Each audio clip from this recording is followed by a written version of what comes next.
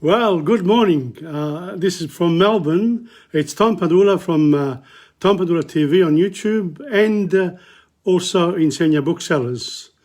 There's a lot more, of course. Even on YouTube, you'll be able to find his presentations and also in my blog spot under lessons.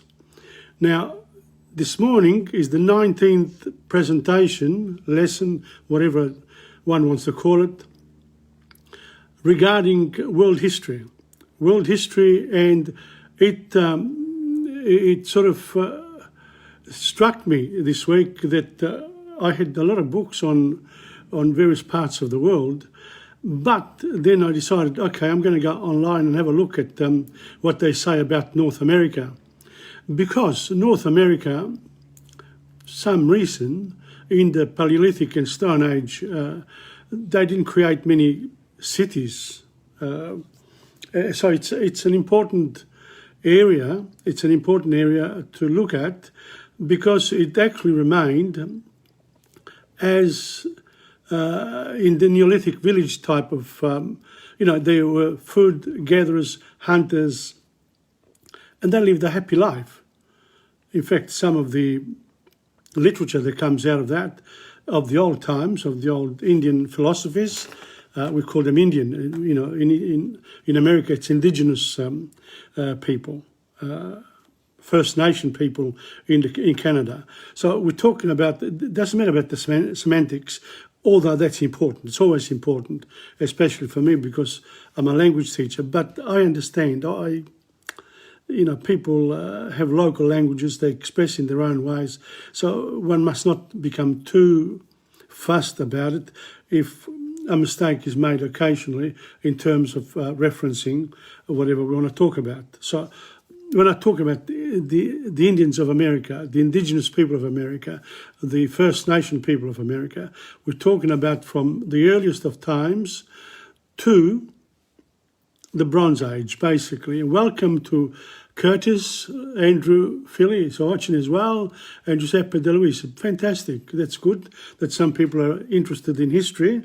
And this is the 19th presentation.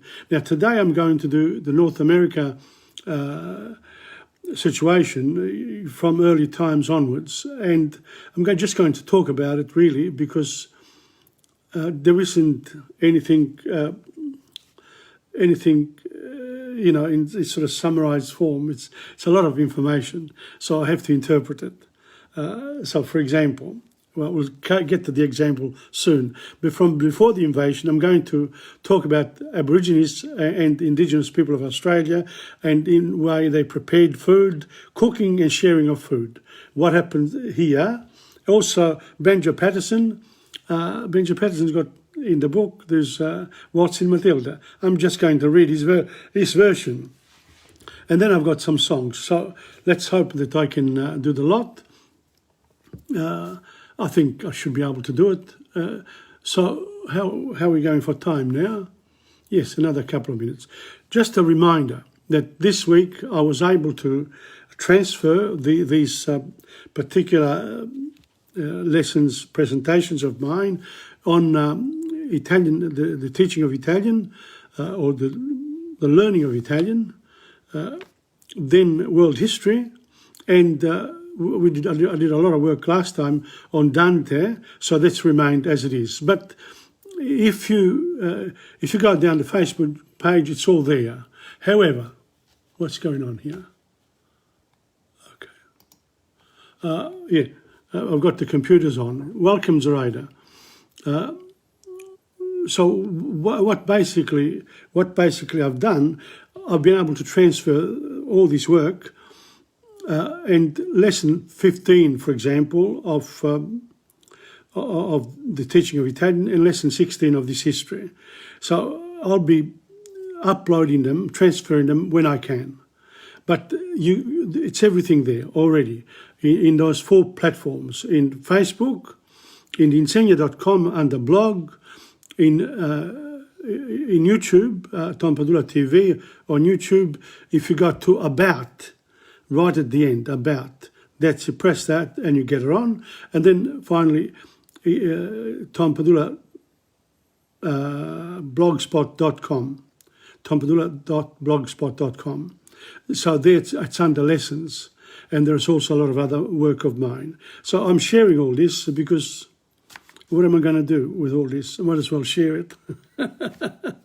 And I hope that you get some inspiration from what I do with all my mistakes, etc. The whole idea is that one has to enjoy one's life, especially the intellectual part, because that seems to be neglected. The stomach tends to have a lot more attention than anything else.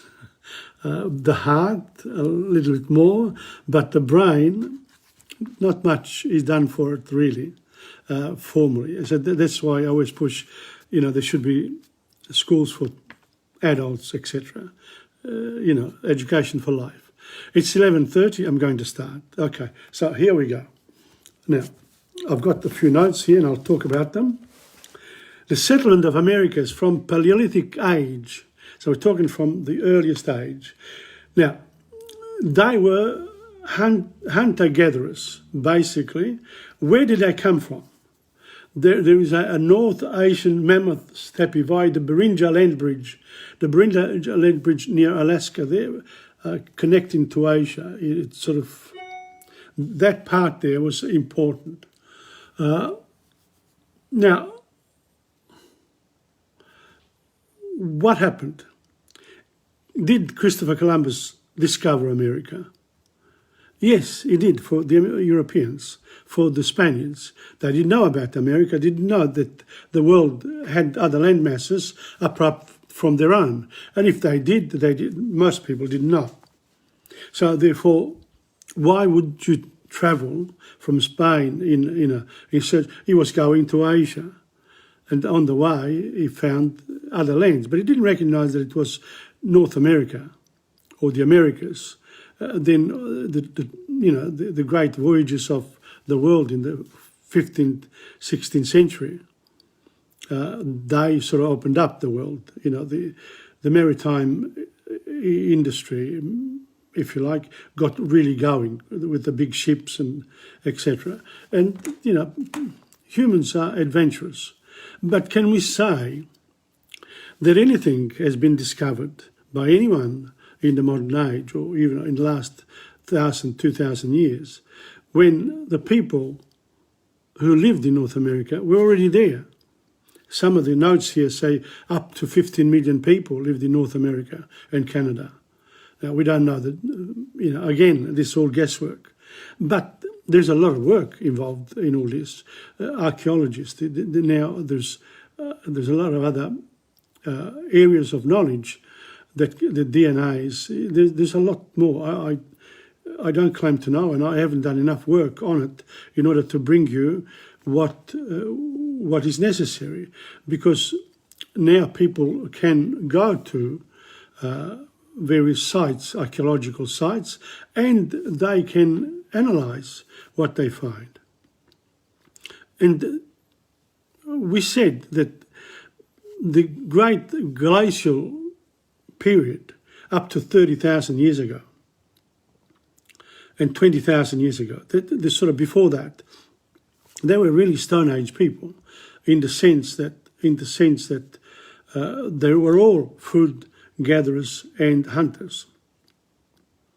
And humans had really conquered with their presence all the continents of the world, maybe even, I don't know, in the Eskimo land, I haven't looked at that yet, and Antarctica. We don't know, Antarctica, I doubt it, but again, can people live in harsh conditions without some sort of protection? Well, they can't. So we can assume that in the world, for example, the middle area, the equatorial, the tropical areas, lived by a lot of people because it's easy to get food there.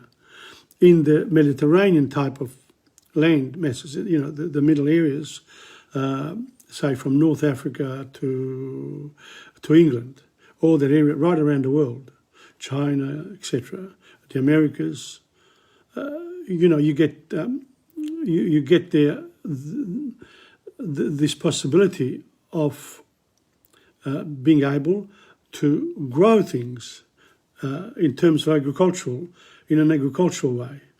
But if you only have a small population, and you live anywhere, you try to do the most of it. And the land is in abundance. You don't need to do much in order to.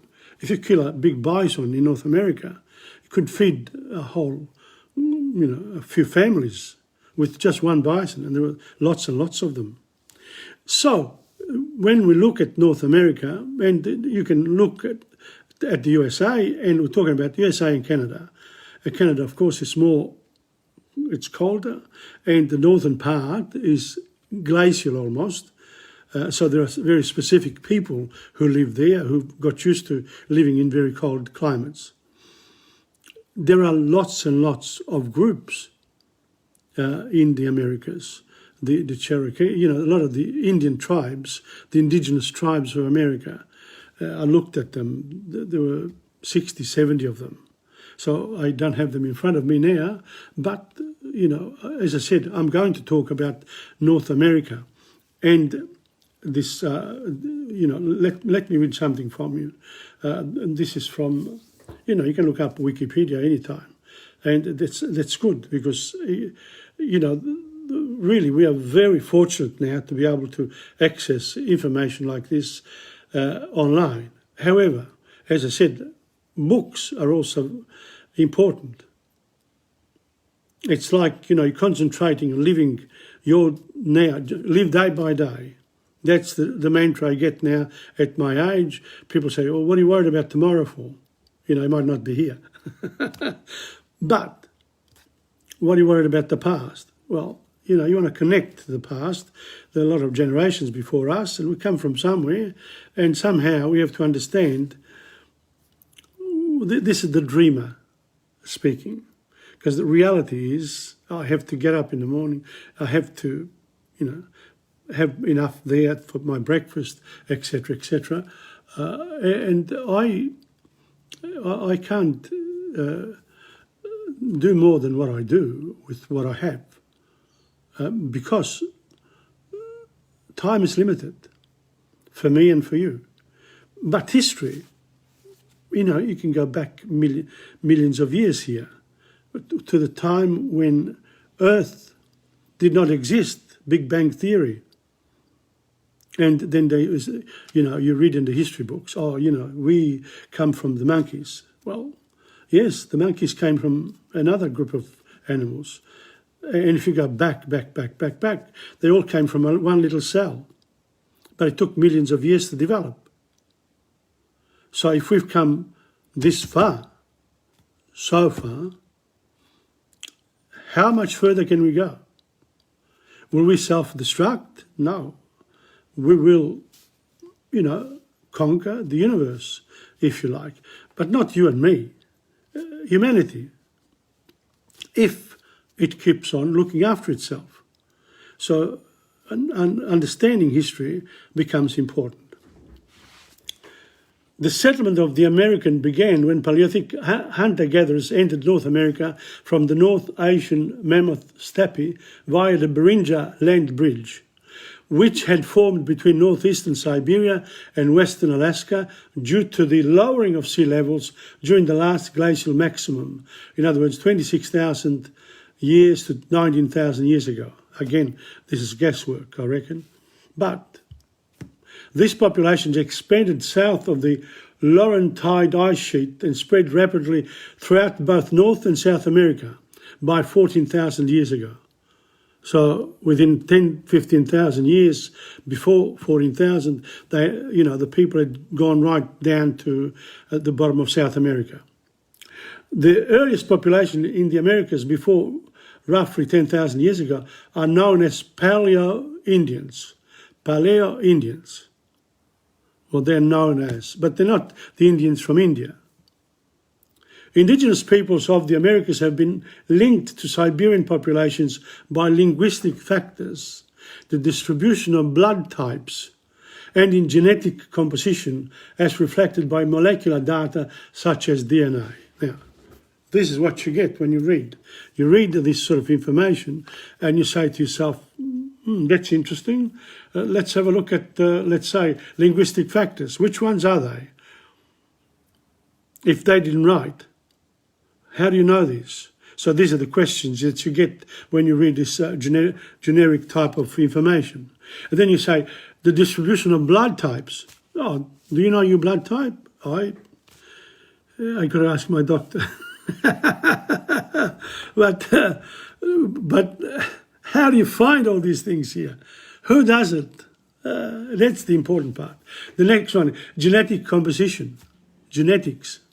Another one of the, the sciences. Science is dominating now. Once upon a time, it used to be religion. You believed in God and everything else didn't matter. Faith. Now, can the two coexist? Of course, because science is within God's powers, because God is everywhere. But when science is precise, it's part of us. A bit of a difference there. And then, of course, the DNA there. You can pick up, and also the carbon dating. These are all things that were done in the past. So that's the question. You see, the way it sort of works. And the peopling of the Americas is a long-standing open question. That's what Wikipedia says.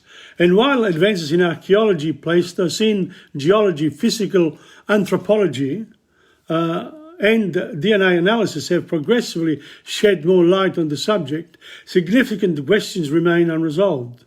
While there is general agreement that the Americas were first settled from Asia, the pattern of migration, its timing and the places of origin in Eurasia of the peoples who migrated to the Americans remain unclear. So we don't have precise information like we have with Egypt, Sumer, and even, India, parts of India there, and China. We know a lot less about the Americas. Why is that? Why is that? Because the people there were happy hunting and gathering. And if you live in a small village today, anywhere in the world, and you don't have the services of a big city, you are living in a small community. Yes, it's fantastic. We all love each other. You can have a little fights here and there, but basically it's a communal type of living. The big advances, if you like, of civilization, what we call civilization, that means, you have a government, you have the army, you have all the, whatever we have now, the planes, the track, everything, that's what we call civilization. But is it more civilized than when you live in a small village and you come from a rural area and you are respecting the land on which you live? And you don't look for carbon underneath the soil. You don't look for oil. You don't destroy things, which is the way to go. The answers are different for each one of us. I'm not going to judge one way or the other. Why should I? It's there. What I'm interested in is pointing it out, then making up your mind about how we should live or how you should live, how I should live. Once upon a time, somebody said to my wife, I've just bought a farm. I've had so much fun the last 6 months, your husband needs a farm. And I said, and my wife looked at him and said, no, my husband doesn't need a farm. What are you talking about? It's the best thing you can do, and you can go there. My husband just needs a small table, pen and paper, and he's as happy as Larry. So there you are. But it doesn't mean I don't like the farm, but I don't want to run one. So we're making choices as we go along. So if you're making choices, know that you're making those choices, and don't forget there are worlds out there that we don't know anything about. And this particular series of mine on world presentation. I've done it on purpose because of my teaching of history, and it's always been very limited in schools. You know, no one covers the world as a whole. Now, what am I finding? That so far, I've covered Egypt, I've covered Sumer, I've covered India, China, I've come South America, North America. Now, after this, I will be going to Russia and the Vikings, and then I will go to Africa, not the north part of Africa where Egypt is, the southern part, because that never gets talked about.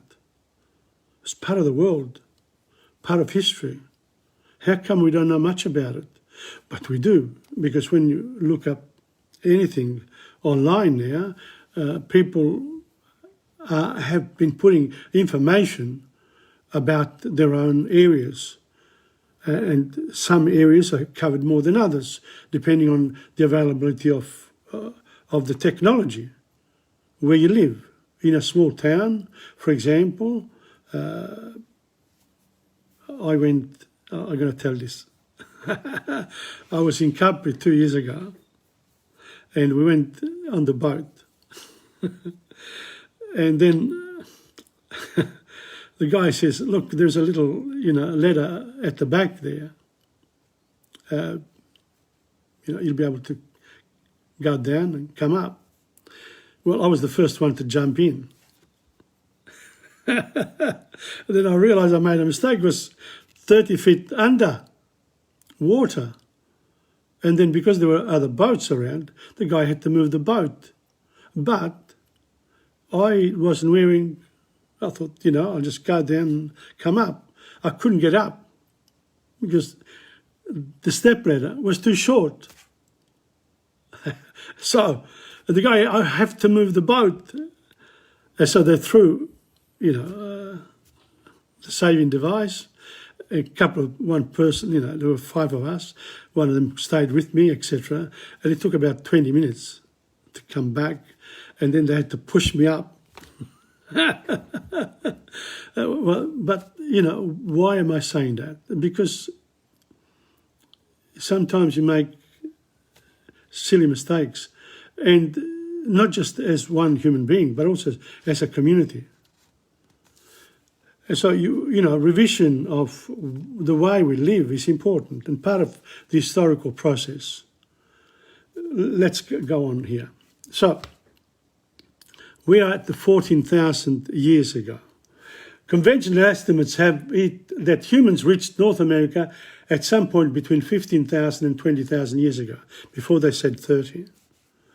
The traditional theory is that these early migrants moved when sea levels were significantly lowered due to the Quaternary glaciation, good name, following herds of now extinct Pleistocene megafauna, the big animals, along ice-free corridors that stretched between the Laurentide and Cordilleran ice sheets.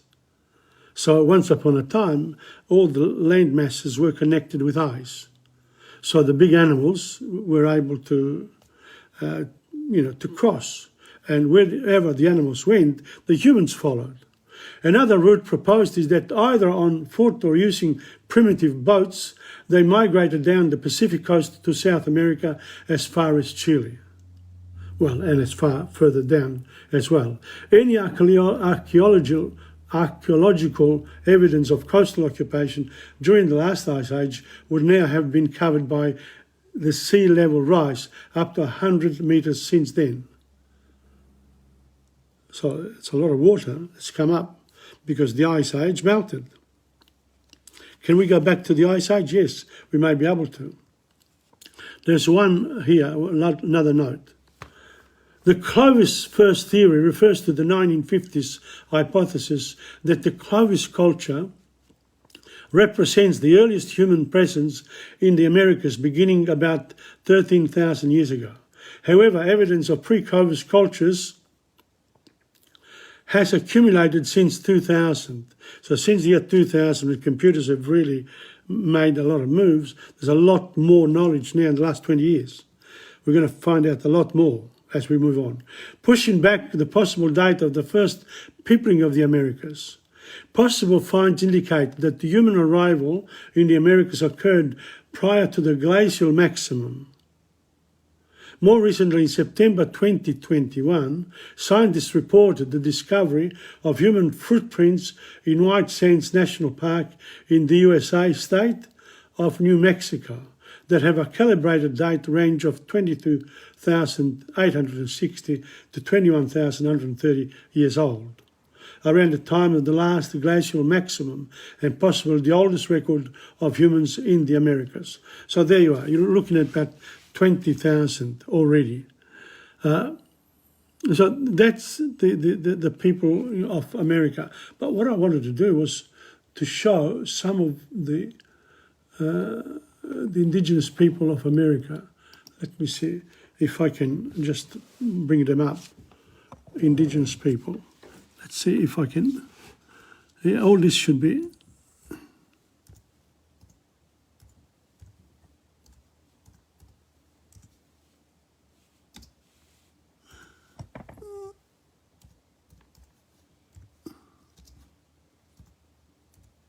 I'm writing, so be patient, please. Let's hope it works. If it works, it's a big one. Here we are. Incredible, isn't it? Modern technology. I'm experimenting as well in the use of all this. That's indigenous people of... The indigenous peoples of the Americas are the inhabitants of the Americas before the arrival of the European settlers in the 15th century. And the ethnic groups who now identify themselves with those peoples. Although many indigenous peoples of America were traditionally hunter-gatherers, and many, especially in the Amazon basin, still are many groups practiced aquaculture and agriculture. So they went fishing and they also had some agriculture. While some societies depended heavily on agriculture, others practiced a mix of farming, hunting and gathering.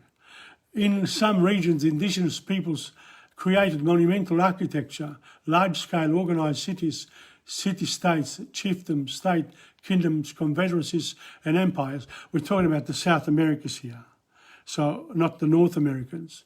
Some had varying degrees of knowledge of engineering, architecture, mathematics, astronomy, writing, physics, medicine, planting and irrigation, geology, mining, metallurgy, sculpture and goldsmithing. So again, we're talking about the Maya, the Aztecs and the Incas. But many parts of America are still populated by indigenous people. Because, you know, some countries have sizable population, especially in Bolivia, Canada, Chile, Ecuador, Guatemala, Mexico, Peru, and the United States. At least 1,000 different indigenous languages are spoken in the Americas. Some, such as the Quechuan languages, Aymara, Guarani, Mayan languages, and Nahuatl, count their speakers in the millions. Many also maintain aspects of indigenous culture practices to varying degrees, including religion, social organisation and subsistence practices. Like most cultures over time, cultures specific to many indigenous peoples have evolved to incorporate traditional aspects but also cater to modern needs. Some indigenous people still live in relative isolation from Western culture, and a few are still counted as uncontacted peoples. Wow. Amazing, isn't it? So, you know, here when I go down, you got the term Native American name controversy. So there's a lot here that you can look up if you're interested in the Americas, in the North America and South America as an historical study. You can go into more details. I'm not going to do that because, you know, I'll do it. I will finish this particular presentation, first presentation of the world history as a basis for future studies in detail of what I'm talking about. Because then by that time I will have a different, a different look at the way I look at history. And I will have behind me, let's say, a world history outlook, because I've looked at it like I'm doing in languages. I walk in the forest. You walk into the forest of history, you walk in the forest of world history, and you come out of it with a generic idea of what has happened in other parts of the world. And then, if you like, you can also go to your local history. Doesn't have to go very far. I live in Brunswick in Melbourne. Brunswick Historical Society. It's got a lot of history. That's one type of history, local history. You don't have to touch the world. But that's what I'm talking about, is that we need a balance between where we live and where else we have to be interested in the rest of the world. Otherwise, what sort of humanity are we? And this is that's where I'm going at the moment with it. And in the same way that I'm doing this for history, I'm touching on the Italian language, because the Italian language only started around developing from the Roman Empire, from Latin. Slowly it evolved during the early Middle Ages, and then the later Middle Ages. When Dante arrived, there were 200 years of practices of the local languages, and then he sort of codified it into the La Divina Commedia. And then followed that was Francesco Petrarca and then Giovanni Boccaccio, the three of them. So, yes, history becomes important, especially now with this pandemic problems that we have all around us, where people have been isolated. It's important for us to keep mind and soul together, our heart happy. It's very difficult unless you do something that can occupy you every day, apart from your usual type of living. You can't always be talking about other people. You might as well get involved into something that interests you and use the technology that we have. So if you, for example, have an old phone, get yourself a good iPhone. That's what I have, because it gives you the possibility of looking up all this. Have a good computer at home, and that's your study of history. At the moment, I'm looking at a series relating to the beginnings of the Ottoman Empire, before them Seljuk Empire. In other words, where Turkey is now, it was called Old Anatolia. That's where Sumer, just towards Turkey, the mountains where the Iron Age started, because in Egypt it was Bronze Age, only bronze, tin and copper. So the mountain people then became the rulers because they were tough and rough. And the series that I'm looking at on Netflix for Australia is called Ertugrul Resurrection. And I recommend it. It's a beautiful, it is a beautiful series. Welcome to Antonio Rubera. Great to see a few more people. And I remind you that, these lessons here, these presentations, they're one-offs. I don't repeat the same thing. I got to the next lot. And then eventually, when I'll do the more detailed one, there will be that sort of approach as well. So that's it. I've managed to get up to 11 o'clock now. It's time for me to go to the Indigenous peoples of Australia.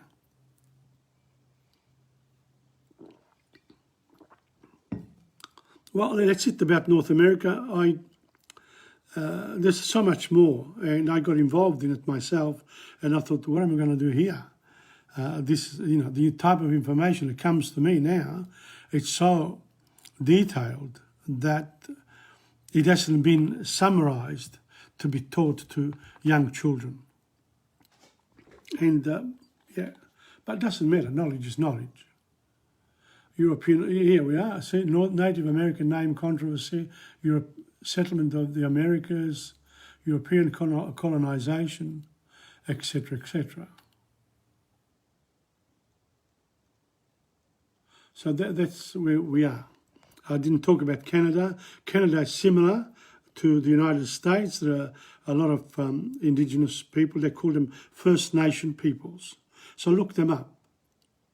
Okay, so that's where we are. Now I'm going to go to our Indigenous people of Australia, and I have here a section called Preparing, Cooking and Sharing Food. So here we go. In each of the regions of Australia, some foods, such as berries, could be eaten raw. Others had to be treated and cooked. One long, tedious task for the women of the desert was collecting grass seeds and making damper out of them.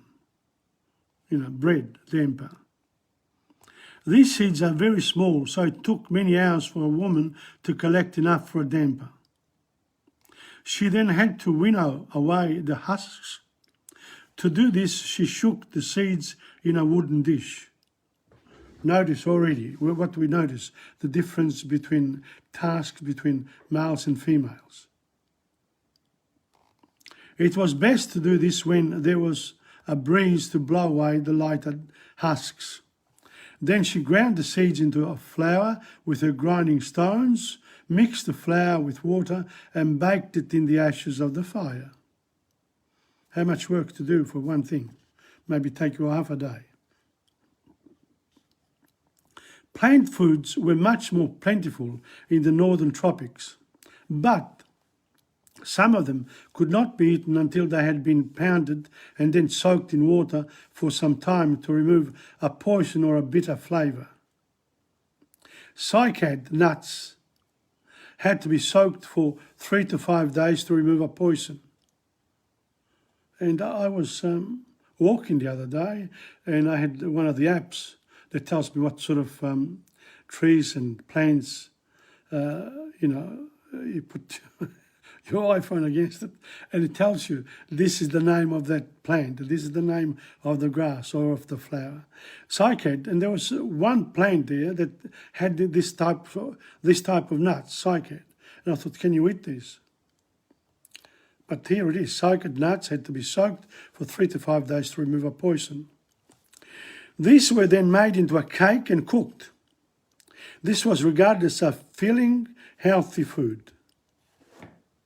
Normally, the food collected and prepared by a woman was shared among her children and her husband, and any old grandparents for whom she had to take care. So again, the family with the grandparents there and being looked after. You look after the young and the old. And when you're in the middle, you got to do that, because before you were helped when you were young, and later you have to help because you've been helped along the way. When a hunter killed a large animal such as a kangaroo, he had to follow a set of rules for preparing, cooking and sharing it. First, he dug a pit and made in it a large fire. When this had burned down to glowing coals, he raked out most of the fire, singed the fur of the animal and put it into the pit. He raked coals and ashes over it and left it for some time. The hunter then divided it among any relatives who were there, and these in turn shared it with their families. You can't eat a whole kangaroo. Even if you cook it, you can't leave it for too long. Well, a day or two, I suppose. The best part was the loin, and it went to one relation. Other relations were entitled to other parts of the animal, and the hunter did not necessarily get the best pieces. But of course, he would get a share when another hunter was successful. So you do your favour, the other ones do your favour, and if the favour, you don't catch too many animals, the other one does, you give that person the best, because then he's got to keep on giving it to you as well. So there you are. It's community life, bartering system. And again, there's a little story. My dad used to say, there's a butcher in a small town in Italy where I was born. And he had his meat outside. one day a dog came and took one of the pieces of meat, and he recognised the dog belonged to a lawyer. So he went to the lawyer and said, "Excuse me, can I see you?" He said, "Of course, come in, come in. What is it?" I said, "Look, I've got a problem. You know, there's a dog here that took the best part of my meat. What would you say?" He said, "Well, the owner has to pay." "Ah, thank you very much. No problems at all." And he said, "But can I tell you this? The dog belongs to you." I said, "And how much was the meat?" He said, "Oh, 10 litre, old time. 10. Fantastic." And so I said, "Thank you very much for that. Problem solved." As he got to the door, the lawyer called him. "Excuse me. Yes, come on, I want to ask you a question. Tell me something. When you came here, did you come here as a friend or to ask for my advice?" "No, I wanted to hear your opinion, your advice, yeah." I said, "But you know that when you ask a lawyer advice, you have to pay for it." And of course, he had received his money for the meat. He couldn't say no. I said, "Yeah, of course. How much do I owe you?" I said, "Oh, 20 litre." He got caught. There you are. So you've got to do favours sometimes. You don't always get the best of what you have for yourself. This relates to gifts that we give other people. We would never buy it for ourselves, but we will buy it for others because it is for others. So everyone shared in the meat. Now let me have a look whether there's any more. No, next time will be food rules. But there are a couple of notes here. When she has gathered, it's a woman gathering grass seeds in her wooden dish, Central Australia. When she has gathered enough, she winnows the seed to get rid of the husks. If there's sand in with the seed, she can get it out by rocking her dish to and fro. The woman grinds the seed between two stones. Cooking a kangaroo, Central Australia. The man takes off, etc., etc. So there you are. I suppose I can show you the pictures. That's the woman there. That's when she winnows the... And then here, this guy here called a kangaroo. He prepares it, he shares it, and the little boy eats it. Nice.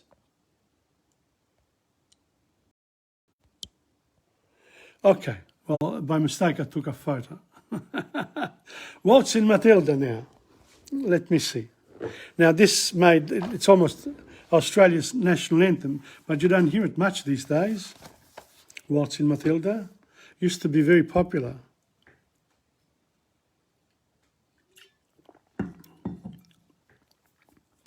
It goes something like this. There was once a swagman camped by in the billabongs under the shade of a coolibah tree. I'm not going to sing it because it's a poem by Benja Patterson, carrying a swag. There once was a swagman camped in the billabongs under the shade of a coolibah tree, and he sang as he looked at the old billy boiling. Who'll come a waltzing, Matilda, with me? So the coolibah tree, typical of Australia. Billabong is like a little dam. The old billy, that's when made the tea. Who'll come a waltzing, Matilda? Who'll come with me? Who'll come a waltzing, Matilda, my darling? Who'll come a waltzing, Matilda, with me? Waltzing, Matilda, and leading a water bag. Who'll come a waltzing, Matilda, with me? Come and look for water with me. Up came the jump buck to drink at the water hole. Up jumped the swagman and grabbed him in glee. And he sang as he put him away in his tucker bag, you'll come a waltzing, Matilda, with me. It's like all good hunters. A jump buck, sheep. He got the sheep. Of course, it doesn't belong to him. But you are allowed in Australia to get a sheep if you were hungry. So he put it in his tucker bag. Who'll come a waltzing, Matilda, my darling, my darling? Who'll come a waltzing, Matilda, with me? Waltzing Matilda and leading a water bag. Who'll come a waltzing, Matilda, with me? Up came the squatter, riding his thoroughbred. That's the owner of the land. Up came policemen, 1, 2, and 3. You want to catch the person who gets the jumbuck, the sheep. You're stealing. Who is the jumbuck you've got in the tucker bag? Who does it belong to? You'll come a waltzing with me, says the policeman. Who'll come a waltzing, Matilda, my darling? Who'll come a waltzing, Matilda, with me? Waltzing Matilda and leading a water bag. Who'll come a waltzing, Matilda, with me? Up sprang the swagman and jumped in the waterhole, drowning himself by the coolabah tree, and his voice can be heard as it sings in the billabongs. Who'll come a waltzing, Matilda, with me? Who'll come a waltzing, Matilda, with my darling? Who'll come a waltzing, Matilda, with me? Waltzing Matilda and leading a water bag. Who'll come a waltzing, Matilda, with me? Rather than being caught, he decided to drown himself. There you are. That's the song. You know, it's a very look it up in your phone or online. Waltzing Matilda, beautiful Australian song, almost like a national anthem. So that's it for Australia this time. And now after this, of course, I'm going to go to my favourite. This week I've decided I'm going to go and do a few Italian songs.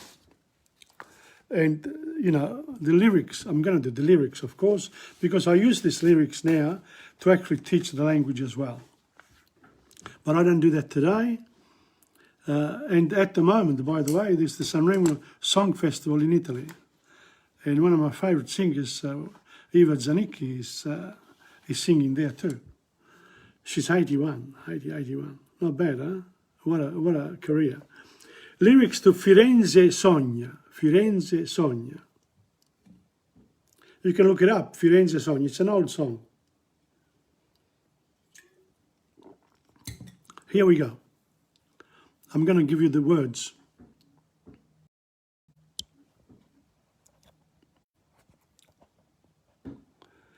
Firenze, stanotte sei bella in un manto di stelle che in cielo risplendono tremule come fiammelle. Nell'ombra nascondi gli amanti, le bocche tremanti si parlan d'amor. Intorno c'è tanta poesia, per te vita mia sospira il mio cuor.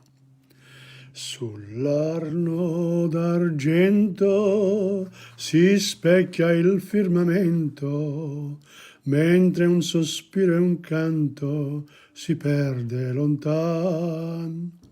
Dorme Firenze sotto il raggio della luna, ma dietro ad un balcone veglia una Madonna bruna.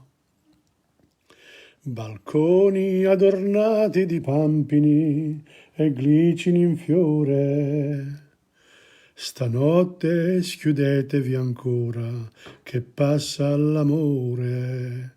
Germogliano le serenate, Madonne ascoltate, son 1000 canzoni. Un vostro sorriso è la vita, la gioia infinita, l'eterna passion.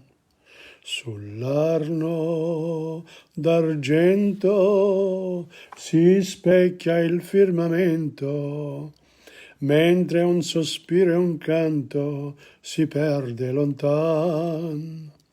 Dorme Firenze sotto il raggio della luna, ma dietro ad un balcone veglia una Madonna bruna. Sopra i lungarni senti un'armonia d'amore, sospirano gli amanti, stretti stretti, cuore a cuore. It's a beautiful song, really worthwhile, and it's about Florence, of course. And now from Florence we got to Rome. This is a Roman song, and some of the words are also in Roman local language. Tanto per cantare, see? Nino Manfredi sings it, and others too. È una canzone senza titolo, tanto per cantare, per fare qualche cosa, non è niente di straordinario. È roba del paese nostro, che si può cantare pure senza voce. Basta la salute. Quando c'è la salute c'è tutto. Basta la salute e un par di scarpe nuove, che poi girare tutto il mondo che mi accompagno da me. Per far la vita meno amara, me so comprato sta chitarra, e quando il sole scende e muore, me sento ancora cantatore. La voce è poca ma intonata, non serve a fare una serenata, ma serve solo a fare in maniera de farmi in sonno a prima sera. Tanto per cantare, perché mi sento in friccico nel cuore, tanto per sognare, perché nel petto me ce nasce un fiore, fiore di lilla, che mi riporti verso il primo amore, che sospirava alle canzoni mie e mi rintontontiva de bugie. Canzoni belle e appassionate, che Roma mia m'ha ricordate, cantate solo per dispetto, ma con asmania dentro il petto. Io non ve canto a voce piena, ma tutta l'anima è serena, e quando il cielo si scolora, da me nessun si innamora. Tanto per cantare, perché mi sento in friccico nel cuore, tanto per sognare, perché nel petto me ce nasce un fiore, fiore di lilla, che mi riporti verso il primo amore, che sospirava alle canzoni mie e mi rintontondiva de bugie. Now, you can see why I am sort of doing a study of these songs. There is so much culture in the songs, in the Italian songs of old, and the new ones as well. And in fact, modern Italy, with all its, they have fantastic shows on television. They're really quite a lot of entertainers, and they can do this because they also get supported by the government and the local municipalities and regions. They get helped a lot, and also by the people themselves. But a lot of it in Italy, it's for free in the piazza, etc., because that's the way to attract tourists or visitors to your town. Because there are a lot of small towns in Italy. There used to be 10,000. Now I think there might be about 8, because a couple of thousand are too small, in those small towns up in the mountains. If you've been to Italy, you know what I'm talking about. And a lot of the people moving into the cities or into the lower parts, into the valleys, because, you got to drive a car, etc.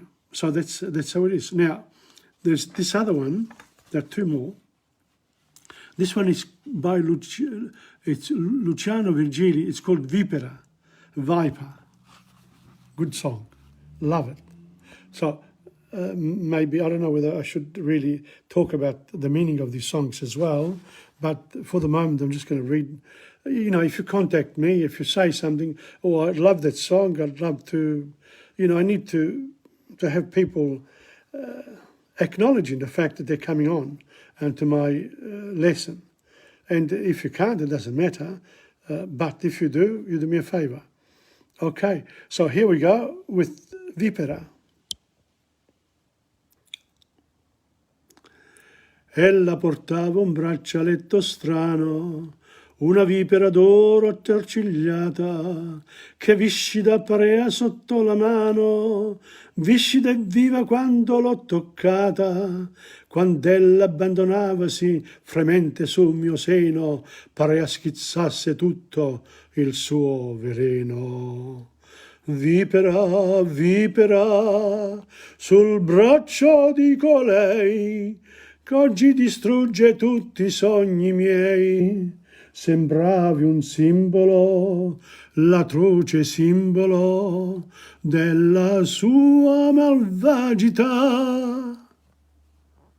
Mamma che quando sogna, sogna il vero, ha sognato di me la notte scorsa, m'ha visto per un ripido sentiero, presso una malavipera era accorsa, e si è svegliata pallida, gridando per terrore, la vipera m'aveva già morso il cuore.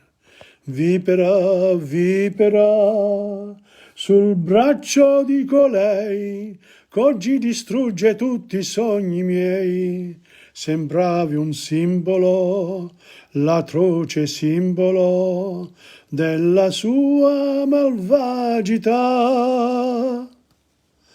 Per non amarla più vuoi andar lontano, ma lontano non posso rimanere, e vuoi il suo bacio che mi rende insano, la sua perfidia che mi fa piacere. E quando mi divincolo, ribelle a questo amore, qualcosa mi si annoda in fondo al cuore. Vipera, vipera, sei tu colei, c'ho già distrutto tutti i sogni miei. Era il suo simbolo, l'atroce simbolo della tua malvagità.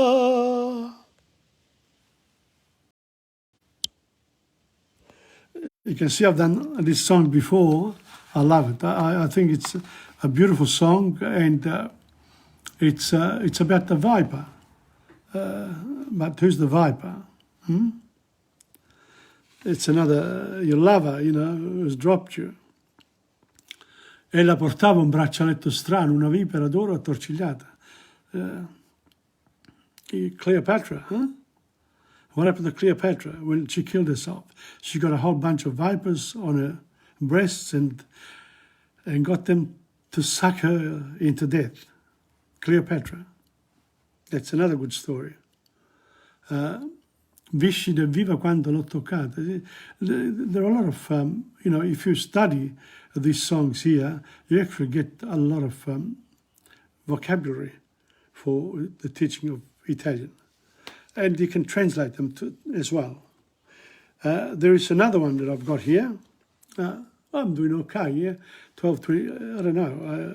I think I'll have to come and do a couple more by the looks of it. Never mind, it's all right. Before I got to Violino Zigano, though, I don't know how many people have come to Dante on Sundays at same time, 11:25 to 12:30. I will be doing Canto 21. I don't know whether 21 or 22. But anyway, Canto 21. So in other words, I'm moving very close now to Canto 34, where when the Inferno finishes, and then I start with Purgatorio. Okay, and there are another 33 canto after that, and then there's Paradiso. So, but the Inferno is very interesting because it deals with all the sins that we commit.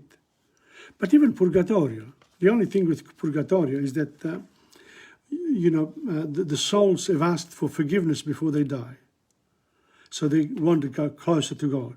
Whereas the other ones in hell, that's it. They did what they did. They're not saying sorry. And when they died, they didn't repent. So they get punished. But the interesting part for me in Dante is to actually look at all the types of sins that we can commit. And some of them were punished more strongly by Dante than we would today. and vice versa. But the interesting part is actually knowing those sins. And I recommend you coming on Sunday for that reason. Or look me back. Look up the Dante one. If you're local and you don't have a copy of the Inferno, I actually have on my website, Insegna.com, Inferno, which I just got from Italy as well. Inferno, I've got Purgatorio and Paradiso. Okay, so those are the three, they're separate volumes.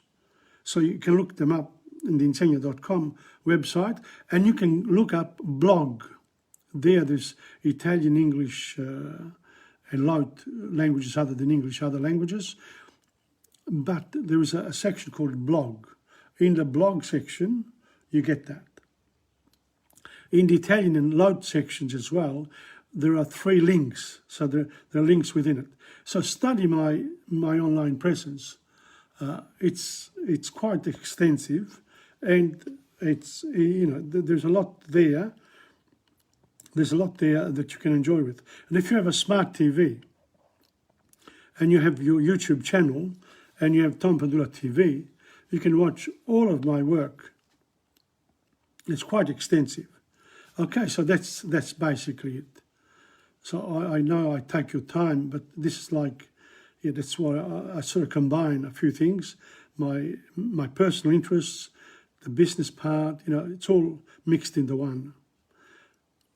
Non fa niente, whatever happens, happens. But the reality is that, you know, if I wasn't doing this work, if I didn't have the shop and I didn't have the resources around me, I probably wouldn't be doing this work. Probably not. I'd probably be teaching, you know, a few groups at home, and that's it. Now with this one here, actually online, it's actually quite a service. And I've noticed too online that a lot of younger people, younger teachers of Italian, they're presenting a few, you know, they give practice in the language. So you can look that up too. Tutto fa brodo. That's what the Italians say. Everything that you do to improve yourself, fa brodo, or to keep yourself in interest.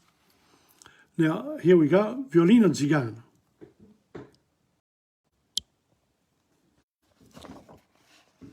That's a song that everyone knows. Oh zigano dall'aria triste e appassionata, che fai piangere il tuo violino fra le dita. Suona ancora come una dolce serenata, mentre pallido nel silenzio ascolterò questo tango che in una notte profumata il mio cuore ad un altro cuore incatenò. Suona solo per me, oh violino zigano, forse pensi anche tu a un amore laggiù, sotto un cielo lontan. Se un segreto dolor fa tremar la tua mano, questo tango d'amor fa tremare il mio cuor, oh violino zigano. Tu che sogni la dolce terra d'Ungheria, suona ancora con tutta l'anima zigana.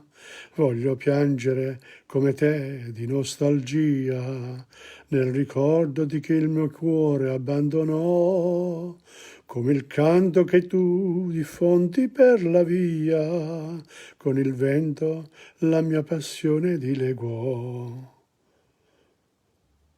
Suona solo per me, oh violino zigano, forse pensi anche tu a un amore laggiù, sotto un cielo lontan. Se un segreto dolor fa tremar la tua mano, questo tango d'amor fa tremare il mio cuor, oh violino zigano. Questo tango è d'amor, ma il mio amore è lontano. Suona, suona per me, pur se piango con te. Oh, violino zigano.